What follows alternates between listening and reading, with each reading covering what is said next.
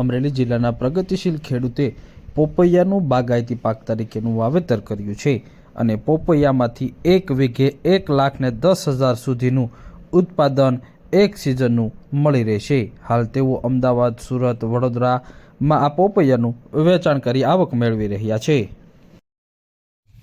મારું નામ જયંતિભાઈ નાથાભાઈ સખવાલા, ગામ પ્રતાપગઢ, તાલુકો લાઠી, જિલ્લો અમરેલી।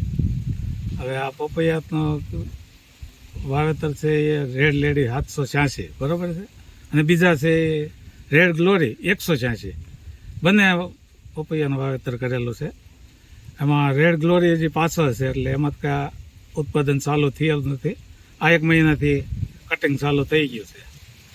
હવે આમાં ઉત્પાદનની વાત હોય તો 50 કિલોથી લઈને કે 150 કિલો સુધી એક છોડ આપી શકે, પછી રોગ બોગ ના લાગ્યો હોય, કોઈ કુદરતી આફત ના આવી હોય તો, એટલે ઉત્પાદનમાં તો કોઈ પ્રશ્ન જ નથી।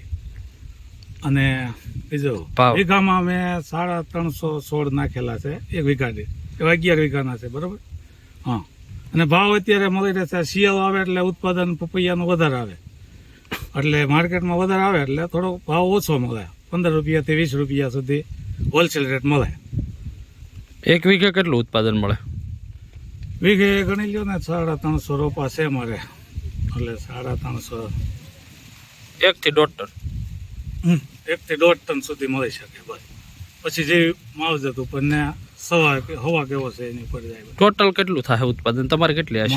મેં તો 100 ટનનો ઉત્પાદનનું મૂક્યું છે મિનિમમ, પછી ઉપર જે કાંઈ થાય તે બરોબર છે। એટલું ઉત્પાદનની વેચાણ ક્યાં કરો? વેચાણ લોકલમાં બધી કરીએ છીએ, જે ફેરિયા લોકો હોય તે। હજી તો મોટી મંડીમાં ક્યાંય લઈ નથી ગયો, અને મારું પ્રાકૃતિક છે એ સુરત, અમદાવાદ ને પાર્સલ કરી દઉં છું, એટલે ત્યાં મારે રિટેલમાં વેચાણ ચાલુ છે। અને આ લોકો લાઠી છે, દામનગર છે, અકાળા છે, બાબરા છે, ત્યાં જાય છે।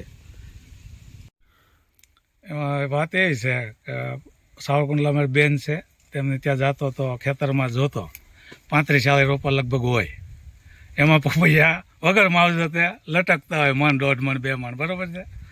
પછી એ જોઈને મને એમ થતું કે આ વગર માવજતે એટલે થઈ શકે, તો આપણે કર્યો હોય તો કાંઈ વાંધો નહીં। પછી એક જેજાદ મારા મિત્ર સંધુભાઈ કરીને છે, એમને પૂછ્યું, એ અવારનવાર વાવે છે પપૈયા, તો કે વેચાઈ જાય, કરાય પપૈયા, એમાં કોઈ પ્રોબ્લેમ નહીં।